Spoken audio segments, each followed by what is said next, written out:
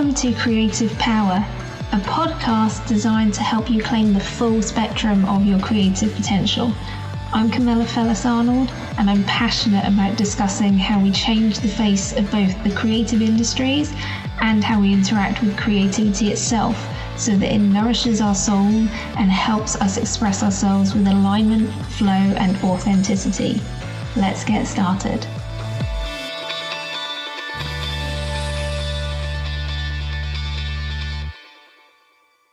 Welcome to Creative Power.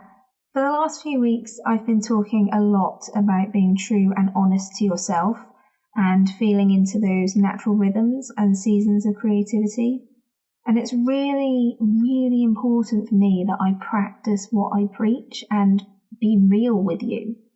So, although I've had quite a few ideas in mind for upcoming episodes, recently when I found myself completely exhausted and not even vaguely inspired to record, I simply didn't. And it's okay. The world hasn't stopped turning. I haven't been eaten by a bear. But what I have been is I have been true to myself. And that's the most important thing for creativity. Our honesty, our truthfulness, our vulnerability shines through in our work, and it's magnetic. The old adage that people buy from people is true. People want to know who the person is behind the words or the art. They want to feel like they could be your friend. They want to feel like you are a real person, not a faceless corporation that doesn't have their best interests at heart. However, I'm not being entirely truthful about how my week went down. So, in the interests of my own honesty and vulnerability, being really real with you listening in here goes. I originally batch recorded my first 8 episodes of this podcast when it launched. Recorded, scheduled, the lot. And I had every intention of continuing to batch record and keep myself ahead, because I get really, really stressed when things are last minute. Case in point, I watched a friend of mine recently pull an all-nighter in order to finish an assignment before a deadline, and honestly, I think I was more stressed about it than her. Actually, no, that's not technically true. I know I was more stressed than her because I couldn't sleep on her behalf. Therefore, keeping myself ahead with podcast episodes was always going to be really, really important for my own stress levels.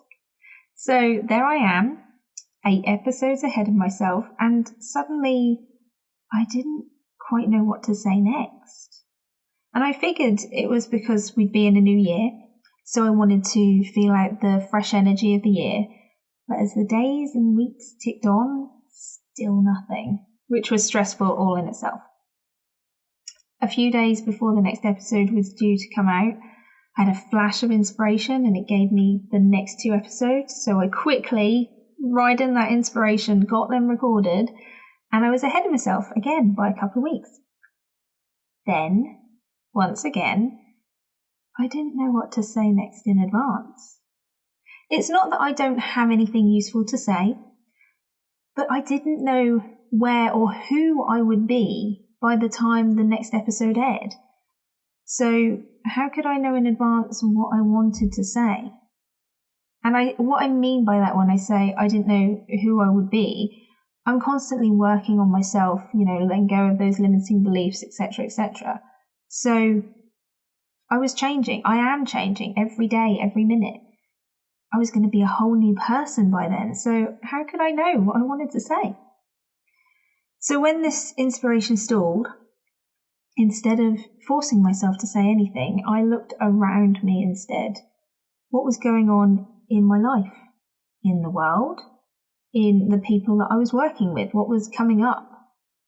Inspiration sparked up again, thankfully, which led to this most recent ongoing theme of the episodes where I'm talking about being true to yourself and giving yourself permission to follow the ebb and flow of the creative process. I was excited to see those episodes map out in my head, and yet I couldn't quite bring myself to hit record until the day before the episodes were meant to air. I felt a real resistance to it when I tried any time before that. And now I'd love to say that I was gracious about it and let it be what it was, but hey, no one's perfect. What I did do was get very, very stressed out, and I berated myself a lot about the fact that I hadn't got myself organised in advance, even though I knew roughly what I wanted to say. And if you remember from episode 8 when I talked about fear, fight and flight stopping the creative process, the minute I put on my stressy head about showing up here to talk about creativity, the first thing that went down the toilet was my creativity. Who'd have thought it? The words wouldn't flow. I had no idea what I wanted to say about these topics, just complete mind blank. I tried different ways to get around this, as all problem solvers do. First, I forced myself to show up. Short of chaining myself to my desk, I cleared my schedule and I refused to talk to anyone or work on anything else until the episode was recorded. It would have been much more fun to draw blood from a stone, let me tell you. So then I thought, okay, that's not working. I tried distraction and flow to record an episode. So I went on, worked on everything else except recording. Everything else, anything I can think of. And then the minute I felt less stressed and inspiration popped into my head on the topic, I dropped everything I was doing and hit record. In the short term, these techniques worked for about a minute.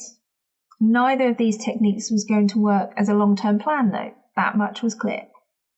So when we ticked into the day before release again for this episode that you're listening to now, and I wasn't feeling it at all, I knew it was time to try something different. I didn't know what, to be fair, but something different. At first I felt kind of bad skipping an episode. What if my listeners hate me? What if you are angry and disappointed that I haven't shown up? All that nasty self-talk came out in a really big way. However, it was clear I was in no fit state to say anything useful, so what was the worst that could happen? Listeners might notice a new episode didn't drop, but is that really the end of the world? Isn't it actually better for me, for you, for us, as we navigate the creative process, that I show up as authentic and honest as I possibly can? That instead of spouting words and advice at you that I don't truly mean, that I actually walk my talk and I'm real about it? Surely, in terms of building a relationship and making me relatable as a creator, that's a much better way to work and create. And to illustrate my point further, I want to talk about the latest Disney movie, Encanto, which I saw recently and I loved it instantly. It's colourful, great story, and great characters, and some really catchy tunes to boot. But what I found most interesting and relatable was how the three sisters, Louisa, Isabella, and Mirabel, represent parts of us as creators. Now, there's been a lot of talk about how relatable the Surface Pressure song is for people. For those of you who haven't seen the movie, Louisa is the eldest sister to protagonist Mirabel, and she has the power of being incredibly strong. And yet, this super strength becomes a burden of doing things for everyone else. She feels so pressured by being this pillar of strength that what she'd really love to do is chill out on a hammock and not carry donkeys all day. As creators, we feel that pressure too. Pressure to create and perform on demand. Pressure to always show up, to show our best face to the world. But reality isn't like that. We build connections by being relatable and honest with people, by showing our vulnerability, by knowing it's not weakness. It is, in actual fact, real strength to be able to show that vulnerability to the world. And the world will still keep turning regardless of what we do. So isn't it important to do what's best for us? For me, that meant walking away from the desk instead of trying to make myself create an episode that I really wasn't feeling at the time. And the next day, I checked in with myself again and I just still wasn't feeling it. Difference was this time I didn't give myself a hard time over the fact. I just told myself, it's okay. My creativity hasn't disappeared forever. It will come back when I'm less stressed. And I needed to be kinder to myself because creativity simply cannot thrive in survival situations. What happens instead is we start churning out the familiar, the same old as we work on autopilot. Or perhaps we stop creating entirely. We get that paralysis. Either way, it's not a fun place that we want to be or want to stay. And it's much like another sister from the Encanto film, Isabella. She has the ability to grow flowers and plants and constantly fills the entire town with beautiful roses. Isabella gives off the air of perfection, much to her younger sister Mirabel's frustration. They're always at odds with each other, and when these sisters finally start talking, Isabella confesses that she is really unhappy. She doesn't want to marry her boyfriend, and she feels burdened by perfection. It's another reflection of the creative process that really struck a chord with me, because so many of us are afraid to get started in case it isn't perfect, or as we build an audience, the pressure of their expectation grows, and it can be so stifling. It can become safer to keep creating the same things, the roses, over and over again, because you're onto a winner. It's safe. Everyone will be happy, except perhaps you. In the film, the sisters talked, and Mirabel helped her sister break free from this need to be perfect. And she started to create all sorts of weird and wonderful plants. Her passion and her excitement ignited when she stopped being afraid of getting it wrong just to see what else she could create, to push herself beyond the boundaries of what she knew without fear of what anyone might think or say. And I think this is a really important lesson for us all, because what it led to for her was an even higher level of creativity and, most importantly, joy and self-fulfillment for Isabella. Let me ask you, how many times have you created, done, or said something because you knew it was expected of you? How much did it cost you?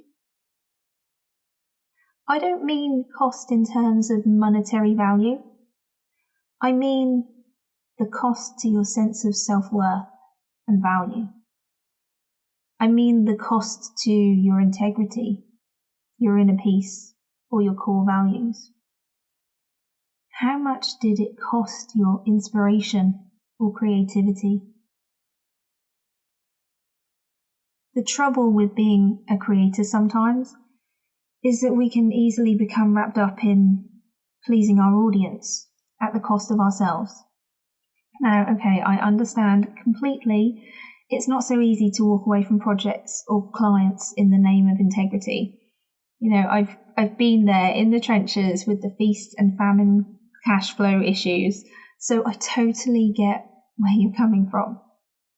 But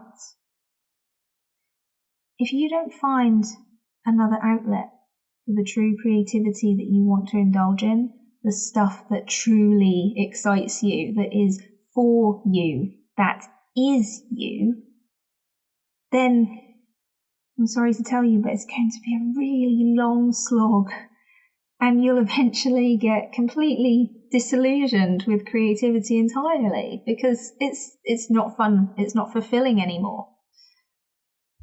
I'm speaking from experience here. And this is where we come full circle in my reflections of these three sisters from Encanto to the protagonist, Mirabel. Unlike her family, she wasn't bestowed with any gifts or miracles, and she felt overlooked, and unimportant. But by the end of the film, what she learns is that the gifts, the miracles, weren't the defining feature. They weren't the most important thing. The miracle, the true gift, is the person themselves. It is in us and the way that we see the world. It's how we translate our ideas, hopes, inspirations and dreams into something tangible that connects us to other people. Creativity, inspiration, without us as the creator, it's a process that doesn't actually happen. Imagine for a minute that creative ideas are entities in their own right, floating around, looking for the right person to latch onto and work with. But here's the key. They work with us. The creativity needs us as the vehicle to manifest in the physical realm. Without us, it's just ideas floating around in space. It's okay to get it right or wrong. It's okay to be a beginner. It's okay to try. No one ever turns up to this world fully formed, functioning, and writing songs and ballads on day one. It's a process. And in the process, you are allowed to experiment, to explore. You are allowed to do what lights you up and have fun with it. Because the truth is, the real thing that makes the work special it is just you.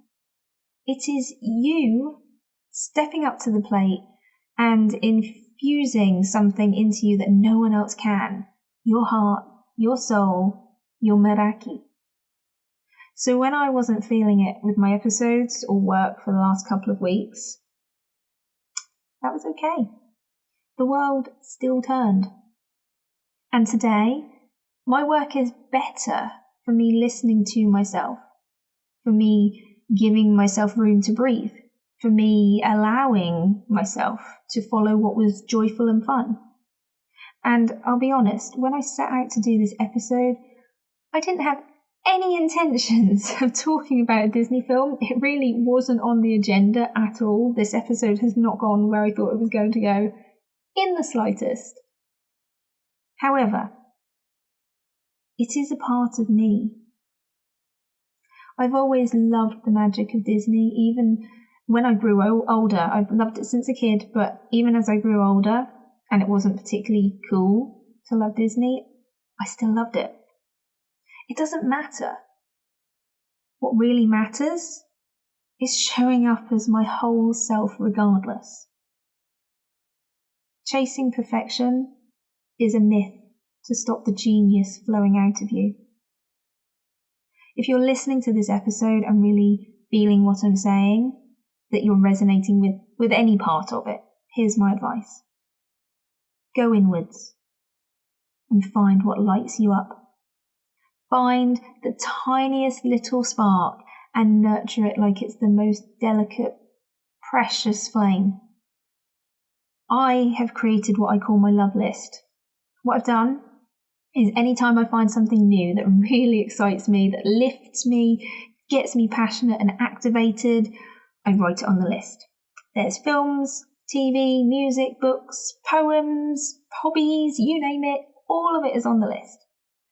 So on the days where I feel like I've lost the plot and I just can't get myself motivated, on the days where the world has drained of all its colour for me, I go back to my list. And even when I'm not feeling it, there's always at least one thing that I can do on that list that will remind me of who I really am and give myself a tiny lift. Because sometimes that's all you can do, and that is really okay. It might be one song that feels okay to listen to right now. So listen to it on repeat to get you back in the room. And when you're back in the room, Go make something for you, for fun. No one needs to see it except you. Who knows? It might even spark off something else entirely that's completely unexpected for you. Creativity feeds off creativity after all. Give yourself permission to be, create, do, and make without any expectations. Give yourself permission to believe in your own magic and genius. Let go of the pressure of perfection and expectations, even if it is just for 15 minutes, and do something for you. Allow it to light you up and just see what happens. I bet it will be amazing.